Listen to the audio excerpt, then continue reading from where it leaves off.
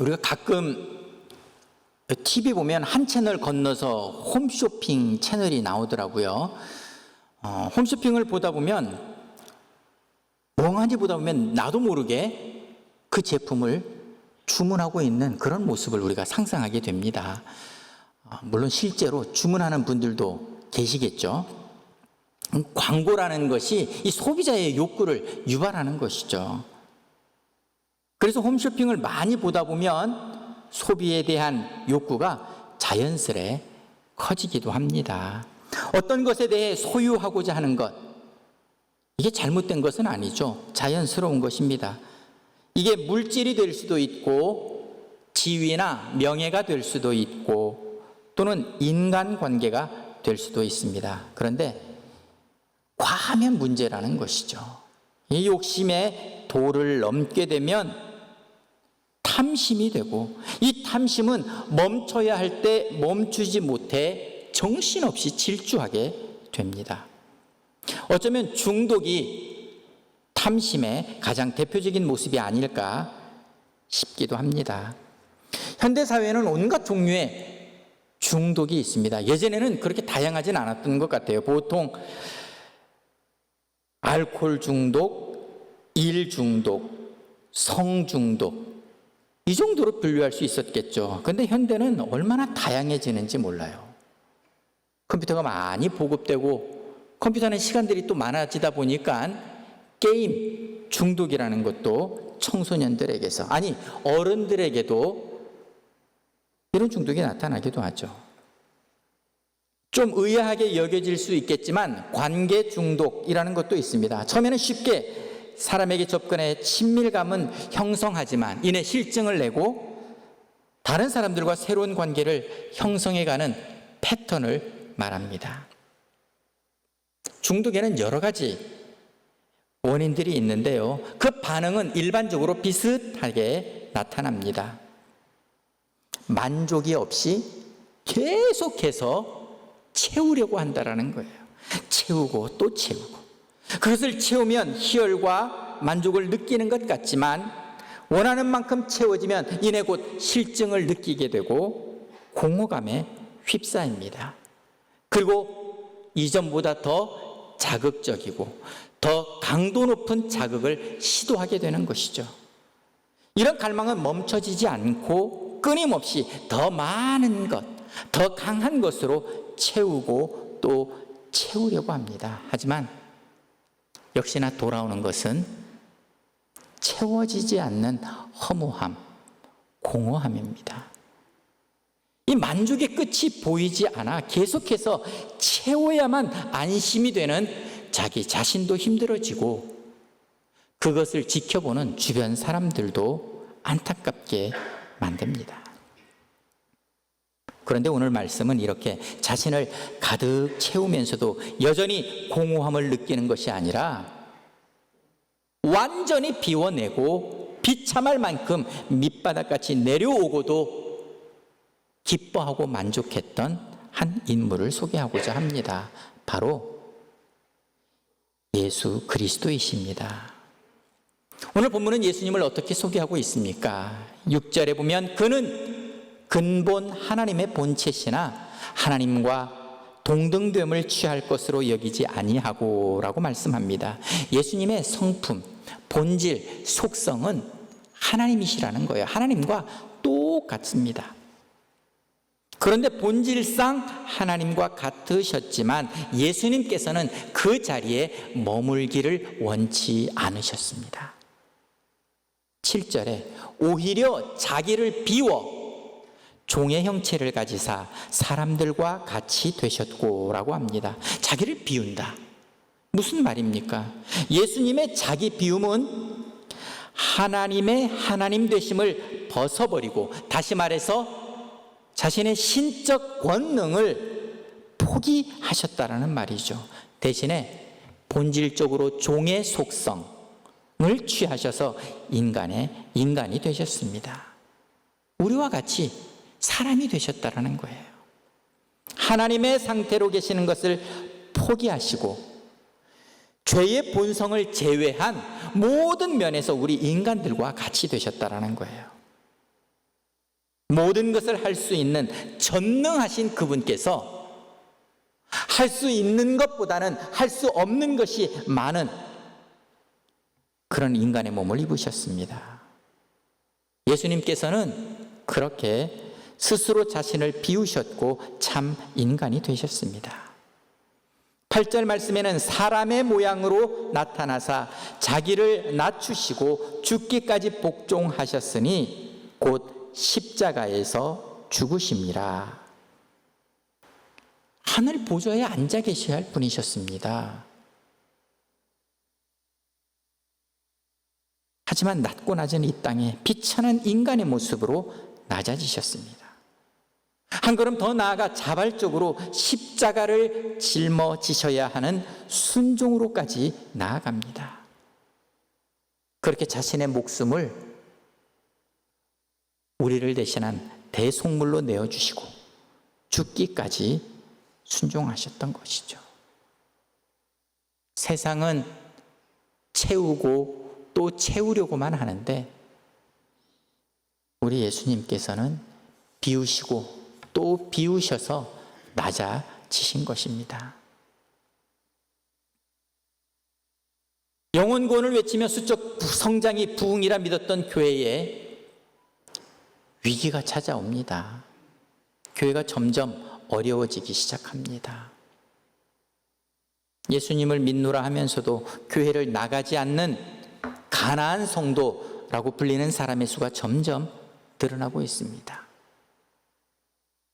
특히 30, 40대의 수적 감소는 자연스럽게 자녀 세대의 감소를 동반합니다. 심지어 들려오는 소리는 이제 교회의 주일학교가 사라지고 있다라고도 합니다. 청년들의 수도 현저히 줄고 있으며 기성세대는 이런 요즘 젊은 친구들을 보며 고생하지 않고 너무 다 갖추고만 살아 제멋대로라고 말하기도 합니다. 근성이 없고 나약해서 그렇다고도 합니다. 예전에 자신들이 가졌던 신앙의 열정과 열심을 따르지 않는다고 못마땅해 합니다. 그러면서 나 때는 청년들을 향해 혀만 차고 있는 것이죠. 그러나 이것은 단순히 젊은 세대들만의 문제가 아닙니다. 저도 이미 기성세대에 속하는 나이가 되면서 반성하지 않을 수 없는 부분이라고 생각합니다. 그리고 한국교회는 처음에 한국교회에 기독교가 들어올 때의 그 모습과는 너무나 달라져 버렸습니다. 이제는 어느 순간부터인가 낮은 곳이 아니라 높은 곳을 바라보는 종교가 됩니다. 기득권을 가진 단체가 되어버렸습니다. 도무지 예수님의 자기 비움과 낮아짐을 찾아보기가 어려워졌습니다. 그냥 나 한 사람 예수님 믿고 구원받으면 다른 사람이 어떻게 살아가는지에 대해 크게 관심을 두지 않기도 합니다. 사람들을 예배당 안으로, 교회 건물 안으로 들어오게 하기만 하면 그것이 전도이고 구원이라 믿었습니다. 교인의 수가 늘면 그저 성장한다라고, 부흥한다라고 생각합니다. 예수 잘 믿으면 복 받는다, 그렇게 가르칩니다. 그래서 사회적으로 성공하고 공부 잘하고 좋은 기업에 들어가고 건강하면 하나님 축복하셨다고, 넘치는 복을 주신 것이라고, 그렇게 우리 안에 기복적 신앙이 자리 잡아 갑니다. 이런 성공지향주의는 세상에서만의 일이 아니었습니다. 주님의 몸된 교회 안에서도 지금도 일어나고 있다는 것이죠. 교회 규모가 크면 성공한 목회, 교회가 아주 보잘것없고 작으면 실패한 목회, 무능한 목사라는 인식을 갖기도 합니다.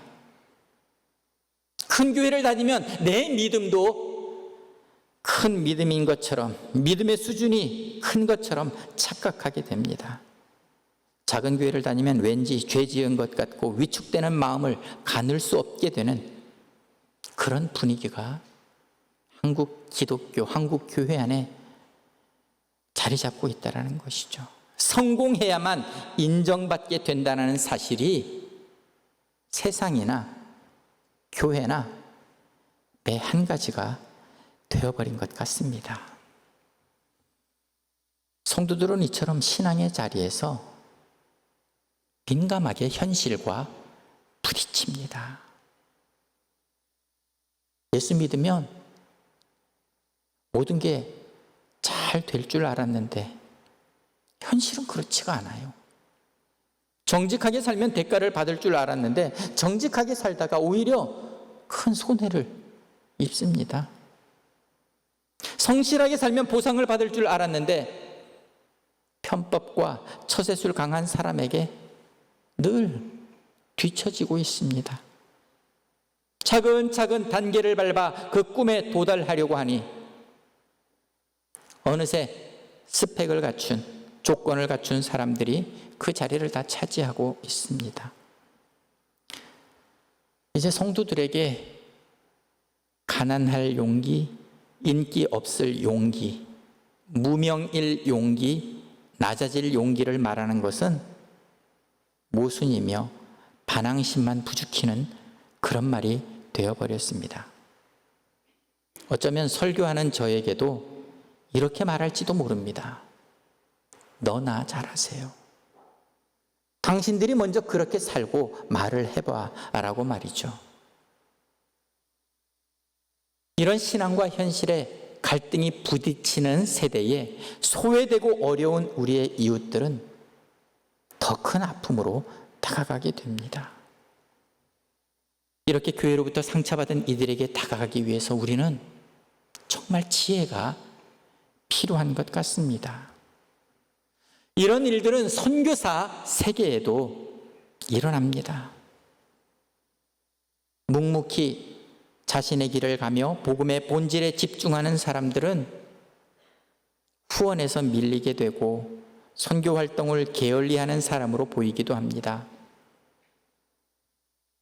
반면 열심히 사진 찍어 보내고 선교도 보고 잘하고 한 가지 사역을 10가지 사역을 하는 것처럼 홍보하는 선교사는 인정을 받습니다.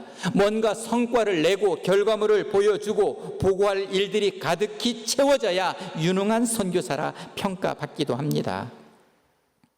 이런 현실 앞에서 사람들 보기에 좋은 선교 사업을 계획하면 성공한 선교사라는 내면의 유혹과 끊임없이 다투게 됩니다.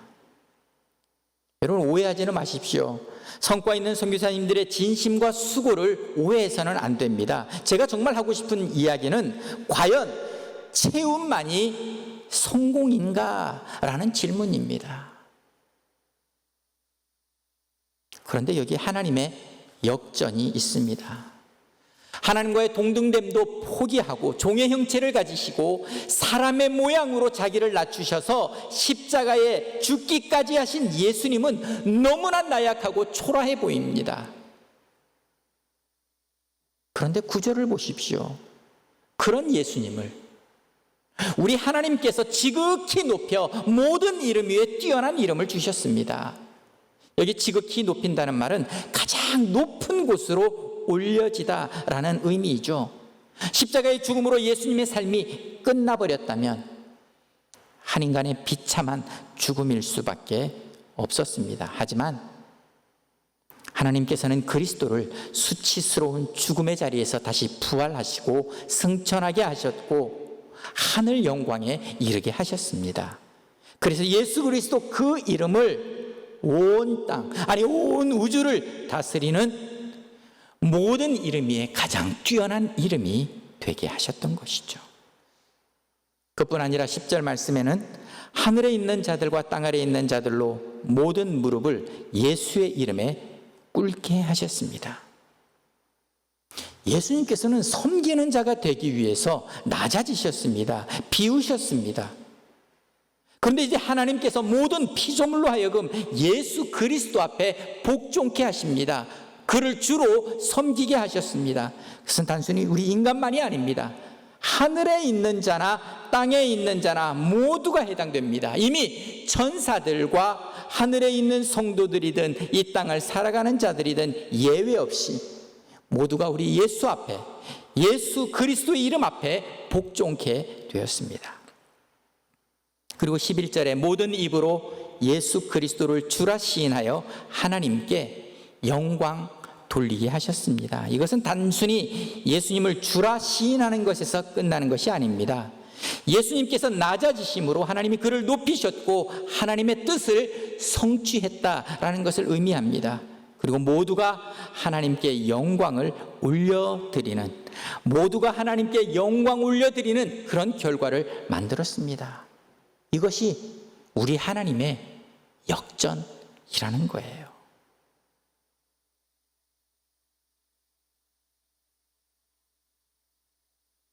바울 사도가 왜 너희 안에 그리스도 예수의 마음을 품으라 하며 예수님의 비움에 대해 말했을까요? 빌립보 교회는 데살로니가 교회와 함께 칭찬을 받았던 교회 중에 하나입니다. 자신들이 힘들고 어려웠지만 연보하기에 힘썼고 다른 사람들을 돕기에 적극적이었던 그런 교회였습니다. 그런데 이 빌립보 교회에 다툼과 불화가 있었다라는 거예요. 3절 말씀에 이렇게 말씀하죠. 아무 일에든지 다툼이나 허용으로 하지 말고 오직 겸손한 마음으로 각각 자기보다 남을 낮게 여기며 라는 구절을 통해 바울은 예수님의 겸손에 대해 말하게 된 이유를 설명하고 있습니다. 그리고 이 자기 비움을 배우기 위한 조건에는 성령의 도우심에 의한 긍휼과 자비의 마음, 바로 사랑입니다. 예수님께서 하나님이시면서 하나님과 동등됨을 취하지 않고 인간의 몸으로 낮아지신 것은 그냥 단순한 퍼포먼스가 아니라는 거예요. 그 동기가 무엇이냐? 사랑 때문에 비우셨고 사랑 때문에 낮아지셨다라는 것입니다. 우리가 죽지 않으려고 발버둥 치면, 움켜쥐고 놓지 않으려고 애를 쓰면 오히려 더 깊은 늪으로 빠지기도 합니다. 겸손과 자기 비움의 가장 좋은 모델 되신 예수님도 낙심하신 적이 있습니다. 십자가의 고통 앞에서 두려워하며 이렇게 외치셨습니다. 엘리 엘리 라마 사박다니, 나의 하나님 어찌하여 나를 버리시나이까. 이렇게 예수님도 큰 슬픔을 보이시기도 했습니다. 예수님의 죽음이 이처럼 십자가에서의 죽음으로 끝나버렸다면 그저 한 젊은이의 이야기로 끝났을 것입니다. 또는 그 슬픔과 고통을 견디지 못하여 조롱하는 사람들의 말처럼 십자가에서 내려오는 능력을 행사하셨다면 영웅은 되었을지 몰라도 구세주는 되지 못하셨을 것입니다. 그러나 우리 예수님께서는 모든 것을 끝까지 참고 견디셨습니다. 끝까지 하나님께 순종하며 끝까지 낮아짐을, 그리고 자기 비움을 포기하지 않으셨습니다. 그 결과 죽음을 이기시고 부활하셨고 사망 권세를 이기셨습니다. 온 인류의 죄를 대속하는 구세주, 그 이름을 높이셨습니다. 단순히 당신의 과제를 해결하기 위해 인간이 된 것이 아니었습니다. 예수님의 자기 비움에 사랑이 없었다면, 하나님의 사랑이 없었다면, 주님의 우리를 향한 사랑이 없었다면 이것은 2000년이 넘는 시간이 지나도록 우리들의 가슴을 울리며 복음이라는 이름으로 사람들을 하나님께 데려오지 못했을 것입니다. 2014년에 기시미 이치로와 고가 후미타케라는 두 사람의 작가가 미움 받을 용기라는 책을 내어 큰 관심을 받습니다. 어쩌면 오늘 우리에게도 이런 용기가 필요한지도 모르겠습니다. 우리의 현실은 그동안 배운 것과 다르고 성경대로 말씀대로 살았다가는 그냥 길거리에 앉아 있기가 쉬울지 모르겠습니다. 그러나 예수님께서 보여주신 겸손의 삶을 한번 살아보고자 하는 결단과 용기가 오늘 우리에게 필요한 때가 아닌가 싶습니다. 가난할 용기, 주목받지 않을 용기, 낮아질 용기, 성공하지 않을 용기, 남보다 앞서지 않은 용기. 이 용기를 위해 한 걸음 내디딜 때 하나님께서 우리를 통해 하실 일들을 기대하게 됩니다. 이렇게 말하는 저 역시 사실 두렵습니다. 사람이 익숙한 것에서 벗어난다는 것이 얼마나 어려운지 저는 이미 선교지로 떠나면서 한번 경험해 봤기 때문에 오히려 더 두렵습니다. 이것이 얼마나 어려운지 알기 때문에 말입니다. 그러나 예수님을 높이신 아버지 하나님과 예수님을 끝까지 도우신 성령 하나님이 늘 함께 하셨듯 우리에게도 성삼위 되시는 하나님께서 함께 하실 것을 믿는다면 감히 비움의 삶이 기쁨이라고 선포해 봅니다. 우리가 사실 자기를 비우지 못하고 겸손하지 못하는 이유가 무엇이겠습니까? 미움받거나 손해볼 용기를 내지 못하는 이유가 무엇이겠습니까? 여러분은 겸손이 무엇이라고 생각하십니까? 한국 사람들이 잘하는 말이 있잖아요. 아유, 아닙니다. 아유, 제가 뭘요? 별 말씀을요. 과찬이십니다. 우리는 혹시 이런 말들을 겸손이라 생각하고 있지 않습니까?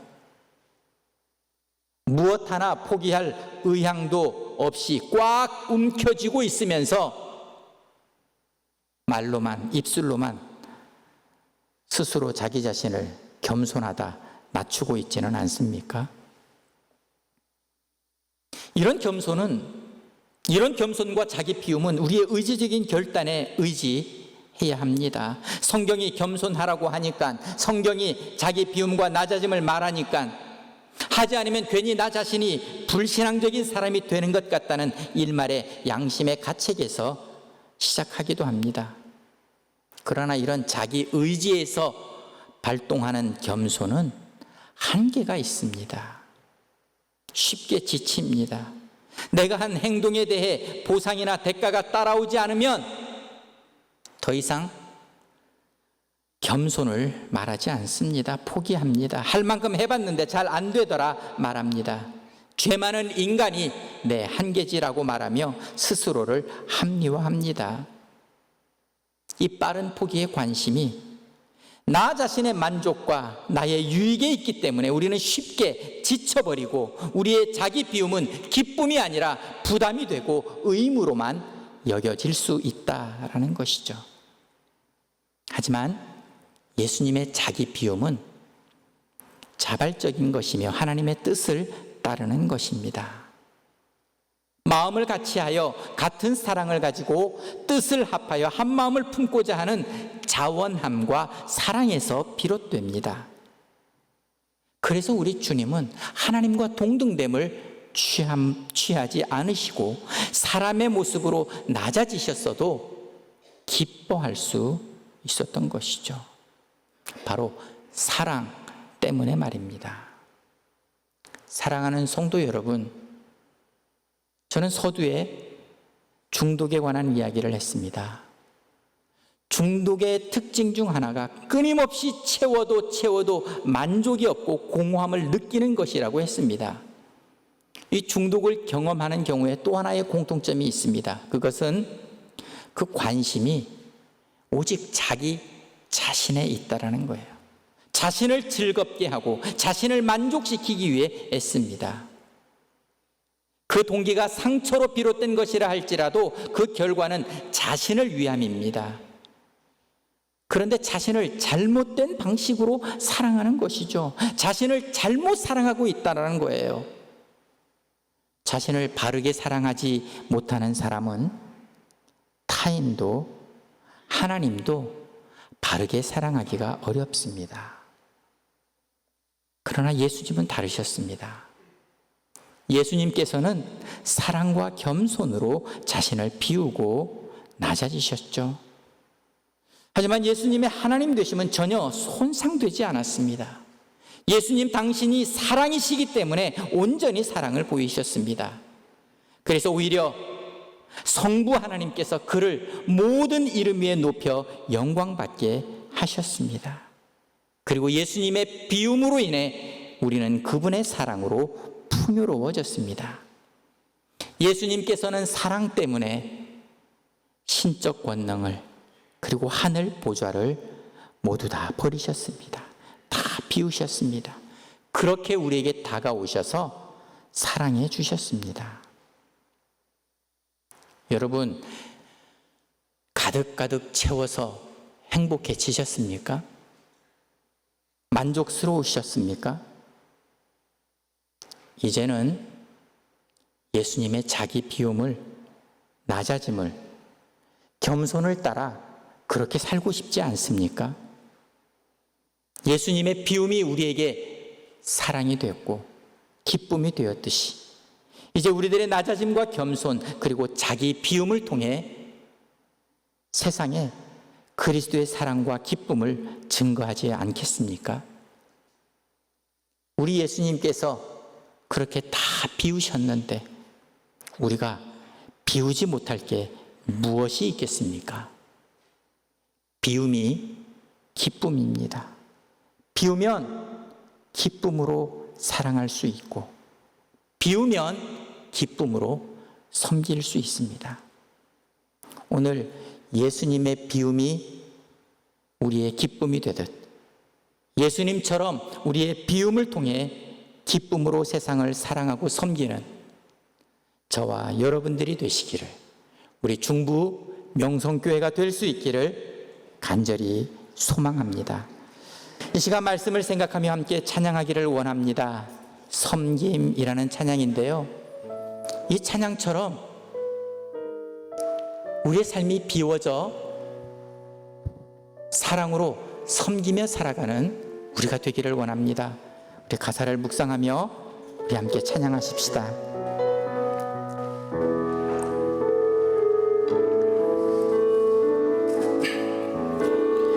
하늘의 영광을 다 버리고 낮은 이곳에 내려오신 주, 죽기까지 나를 사랑하신 그 사랑 얼마나 큰지, 우리가 높아지면 그가 낮추시리, 우리가 낮아지면 그가 높이시리. 하나님이 원하는 세상으로 나 자신을 낮추는 섬김으로 내 발을 닦아주사 먼저 섬기시고 서로 사랑하라고 말씀하시었네. 하나님이 원하시는 세상으로 나 자신을 드리는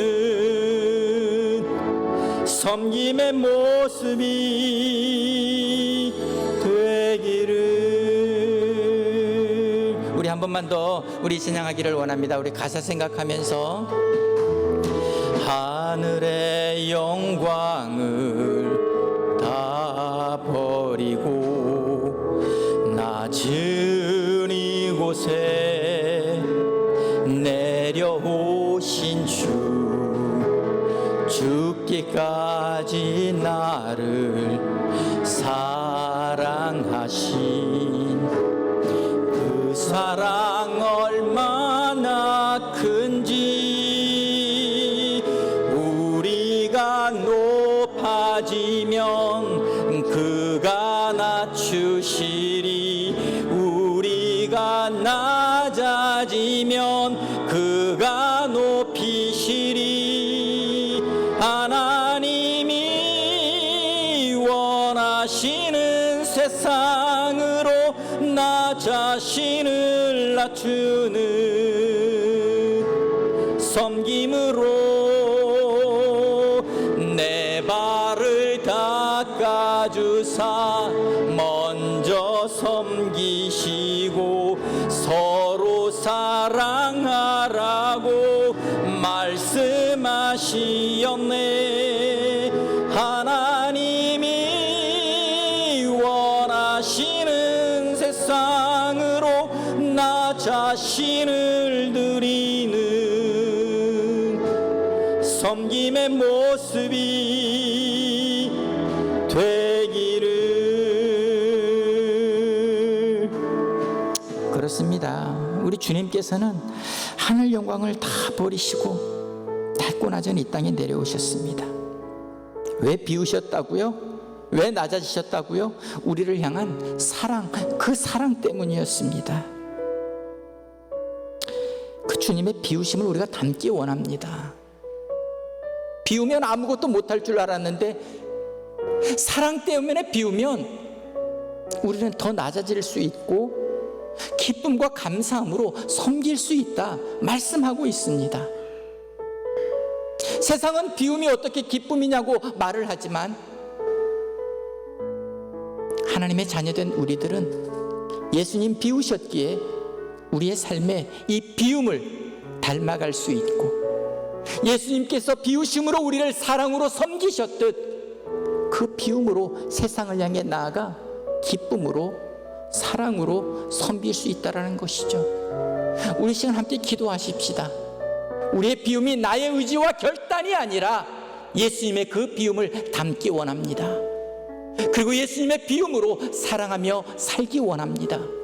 예수님의 비움으로 이 세상을 섬기며 살아가겠습니다. 우리 시간 함께 통성으로 기도하도록 합시다. 하나님 아버지, 비우면 내가 손해인 것 같고 비우면 불행해질 것 같고 비우면 참된 만족이 없는 것 같지만 예수님의 비움을 통해 우리가 깨닫습니다.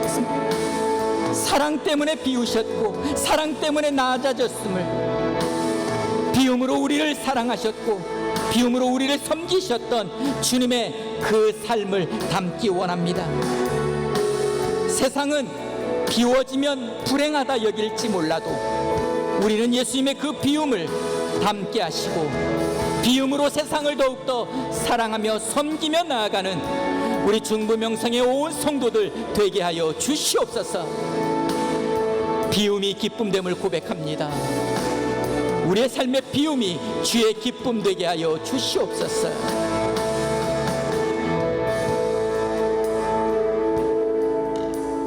하나님 아버지, 비우면 모든 것이 사라지고 없어지고 참된 만족도 없을 것 같지만 오늘 주님 우리에게 주신 이 말씀 마음에 새기며 예수님의 비움이 우리를 향한 사랑이었고 섬김이었음을 깨닫게 하시니 감사합니다. 우리의 삶도 세상을 향하여 예수님 닮기 원합니다. 예수님의 비움으로 우리의 삶도 비워지게 하시고 이 비움에 주님의 사랑으로 가득 채워주셔서 세상을 더욱 사랑으로 섬기는 우리 모두가 되게 하여 주시옵소서. 그래서 세상을 향해 우리들도 비움이 기쁨이라고 고백할 수 있도록 주님 도와주시옵소서. 감사하옵고 예수님 이름으로 기도하옵나이다. 아멘.